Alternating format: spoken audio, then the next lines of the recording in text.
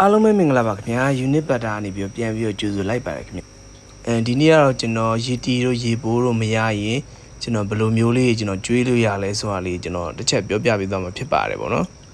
အခုလိုမျိုးငါးနဲ့ပတ်သက်တဲ့ဘဝတုဒ္ဒလေးကျွန်တော်တင်ပေးသွားမှာဖြစ်တဲ့အတွက်ကြောင့်ကျွန်တော်ရဲ့ YouTube channel လေးကို like နဲ့ follow subscribe လေးလုပ်ထားပေးဖို့ကျွန်တော်မေတ္တာရက်ခံအပ်ပါတယ်ခင်ဗျကျွန်တော်အရင်တော့ပြောခဲ့သလိုပဲအလာမင်းငါးတွေအတွက်အကောင်းဆုံးအစာတော့အစာရှင်တွေဖြစ်တယ်ပေါ့နော်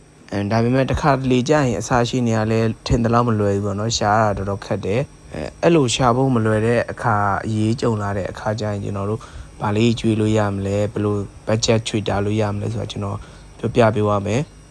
အစာကြောက်တွေကလည်းတကယ်တော့ထင်တယ်လို့မကောင်းဘူးပေါ့နော်ကျွန်တော်တို့အစာကြောက်ကျွေးမဲ့အစာကျွန်တော်ကျွေးတဲ့အစာလေးကိုပြောင်းပြီးတော့ကျွေးကြည့်ပေါ့နော်ဒါလေးကတော့ဒါကျွန်တော် CG Mark ကနေဝယ်ထားရတာတိုဘူးလေးပေါ့နော်ဒါဂျပန်တိုဘူးလို့လည်းခေါ်တယ်ဒီတိုဘူးလေးကိုကျွန်တော်တို့ရည်တည်အစားတို့ကျွန်တော်ကျွေးလို့ရပါတယ်ခင်ဗျ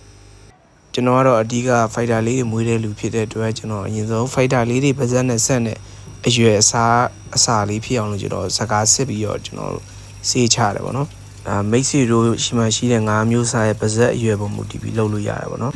ဒါကတော့ကျွန်တော်ပို့နေတဲ့အစားလေးတွေကိုကျွန်တော်ရဲ့စီစစ်လိတ်လေးနဲ့ငကျင်းလေးတွေကိုကျွန်တော်ကျွေးနေရပါတော့ဒါသူတို့အခုမှကျွန်တော်ပထမဆုံးအချိန်ကျွေးတာပဲဖြစ်တယ်ပေါ့နော်ဒါဘယ်လောက်ကြိုက်လဲဆိုတာကြည့်လိုက်ပါဖိုက်တာလေးတွေကျွေးဖို့အတွက်ကျွန်တော်ဖိုက်တာကျွေးတဲ့ခွက်လေးတွေကိုကျွန်တော်ထည့်ပြီးတော့ကျွန်တော်ကျွေးမယ်ပေါ့နော်ကျွန်တော်ကငါးများတော့ကျွန်တော်တကောင်ကြီးစီလိုက်ပြီးတော့ကျွန်တော်တည်တည်ချာချာလေးကျွေးဖို့အချိန်မရှိဘူးပေါ့နော်အဲဒါကြောင့်ကျွန်တော်ဒီလိုမျိုးလေးကျွေးတယ်ငါးလေးတွေဒါအချိန်လဲကုန်တာတပြီးတော့ငါးလေးတွေလည်းဒါလိုသလောက်အစာလေးတွေရတယ်ပေါ့နော်တကယ်လို့မိတ်ဆွေငါးမစားဘူးဆိုရင်ဒါအချိန်တော့နည်းနည်းယူရမယ်တခြားအစာတွေကိုမကျွေးဘဲနဲ့ဒီတစ်မျိုးတည်းကိုပဲခဏလောက်ပြောင်းပြီးကျွေးကြည့်လိုက်ပေါ့နော်တကယ်လို့အစာအကျန်တွေရှိနေရဆိုရင်တော့ပြန်ထုတ်လိုက်ပေါ့နော်အစာအကျန်တွေကိုငါးရဲ့ကျန်းမာရေးကိုပို့ပြီးတော့ထိခိုက်သွားစေနိုင်တယ်ကျွန်တော်တို့အပုံစံတိုင်းငါးအစာကျွေးတာကိုကျွန်တော်လေ့ကျင့်ပေးလို့ရတယ်ပေါ့နော်ဒီလိုနည်းလေးနဲ့မိတ်ဆွေတို့ရဲ့ငါးလေးတွေကိုအာဟာရမပြတ်လက်အောင်လို့ကျွန်တော်တို့ဆက်ပြီးတော့ထိန်းသိမ်းထားလို့ရတယ်ပေါ့နော်